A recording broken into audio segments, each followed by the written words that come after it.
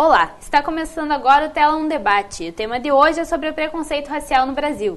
Para falar sobre o assunto, estamos aqui no estúdio com o professor Luiz Paixão, que é diretor do Sindicato de Trabalhadores em Educação Pública no Paraná. Olá, professor Luiz. Olá. Obrigada pela presença. Estamos também com Mariana Raquel, que faz parte da Comissão Negra da Marcha das Vadias em Curitiba. Olá, Mariana. Olá. Obrigada pela presença. E o nosso tema desse primeiro bloco é sobre a vinda dos médicos cubanos para o país, que foi o alvo de grande preconceito por parte da população. Vamos assistir a matéria da repórter Marcela Andressa. De acordo com a Secretaria de Assuntos Estratégicos, em pesquisa realizada em 2012 no Brasil, 51% da população é formada por negros. Destes, apenas 20% chegam a fazer uma pós-graduação no país e representam também os 20% dos brasileiros que ganham mais de 10 salários mínimos. Como um reflexo da realidade, a chegada dos médicos cubanos no Brasil foi o alvo de grande polêmica. O programa Mais Médicos trouxe 400 médicos cubanos para o país que vão atuar nos 701 municípios atendendo a população de cidades com o pior índice de desenvolvimento humano. Além da discussão a respeito do programa, médicos afirmam que a própria população brasileira recebeu os cubanos com preconceito à base de uivos e xingamentos no aeroporto.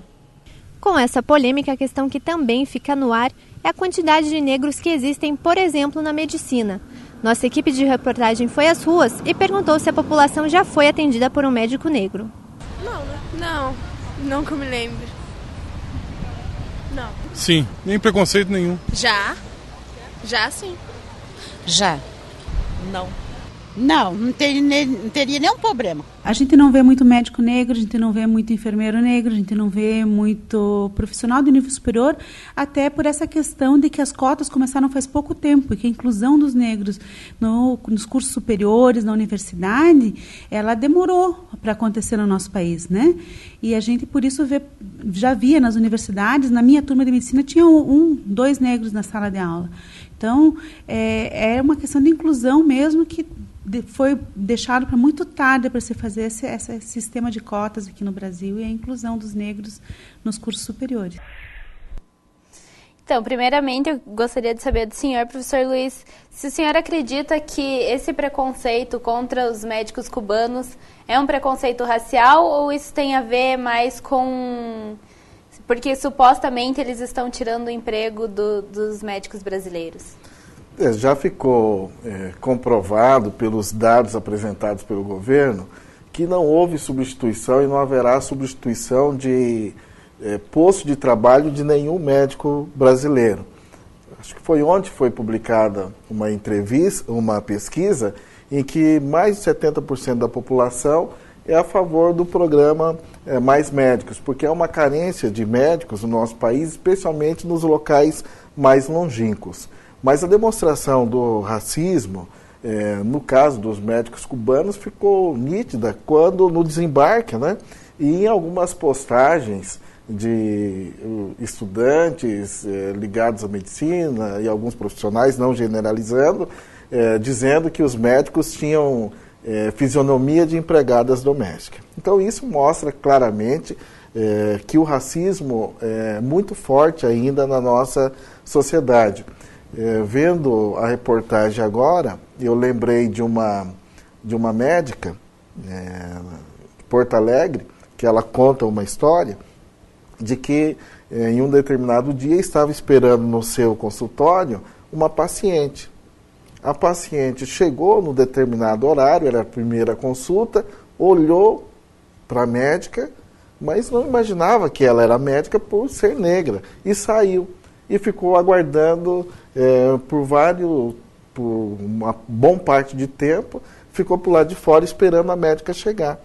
E depois de uma meia hora ela entrou gritando no consultório: escuta, que hora que a médica vai chegar?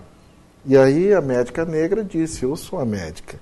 Mas como aquela paciente, boa parte da população não se vê sendo atendido por um profissional médico negro ou médica negra, porque esse quadro de desigualdade racial no país histórico construiu uma visão invisível de que há lugares onde os negros podem estar e há outros lugares que o negro não pode estar. Então o negro pode estar no futebol, na música, na dança. Agora, negros, advogados, negros, médicos, não é esse o local do negro. Então, nós precisamos superar esse quadro de desigualdade racial no país para que a gente possa avançar de fato numa sociedade democrática em que todos, independente da cor da pele,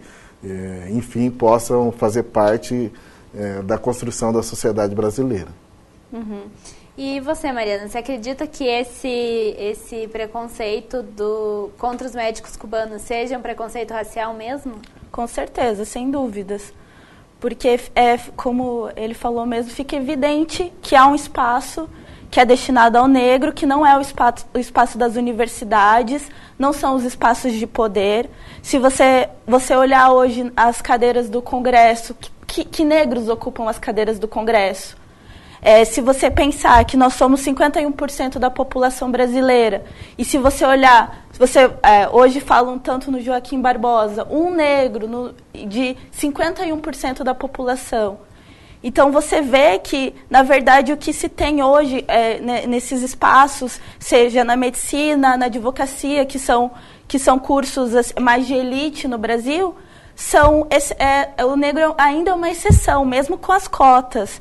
Eu fui cotista racial da UFPR, eu cursei Direito na UFPR, e mesmo com as cotas, não se consegue alcançar um número razoável de alunos negros na universidade. Porque se você, até o último dado que eu tinha do curso de medicina, até hoje não tinha entrado um negro por cotas raciais na medicina.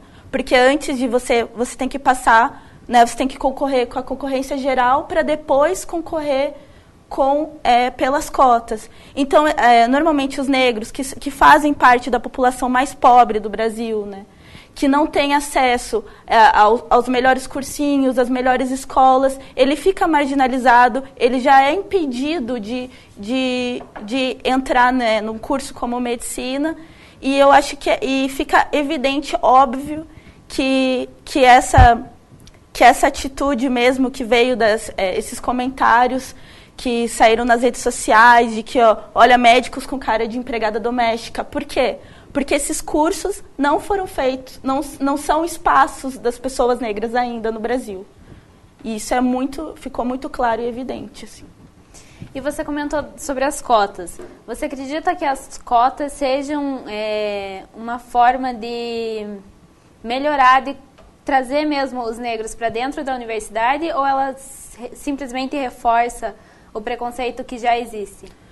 Sem dúvida, as cotas foram uma conquista mesmo da população negra, que o que a gente teve no Brasil a gente completou 125 anos da Lei Áurea esse ano, né, de liberdade, entre aspas, né? E o que a gente vê desses 125 anos foi o negro marginalizado historicamente, que foi enviado para as favelas, que toda a política pública, que a gente chama de o racismo institucional que o negro sofre, porque tem a polícia, né, o negro visto como bandido pela polícia, não é só um racismo que vem da sociedade, é um racismo que vem do Estado mesmo, da instituição. Então, as cotas, elas vêm para modificar de alguma forma isso, que é incluir de alguma forma o negro nesse espaço tão importante que é a universidade, que é um espaço de construção do conhecimento. Se você vê até hoje, nesses 10 anos teve um estudo que revelou que a partir a gente completou 10 anos de cotas, né, acho que ano passado, e fizeram um estudo que cresceu o número de artigos, de publicações sobre a cultura afro-brasileira, sobre a cultura negra no Brasil. Por quê? Porque o negro entrou na universidade e quis estudar as suas origens, assim. Então, sem dúvida, é muito importante, e eu acho que qualquer atitude racista que derive das cotas, ela não vem por causa das cotas, ela nasce de um racismo que já existe no Brasil, que já está enraizado na sociedade brasileira. Obrigada. Nós vamos agora para um breve intervalo e no próximo bloco nós vamos discutir sobre a atuação dos negros na política. Para assistir o próximo bloco, você pode clicar no link abaixo. Voltamos já.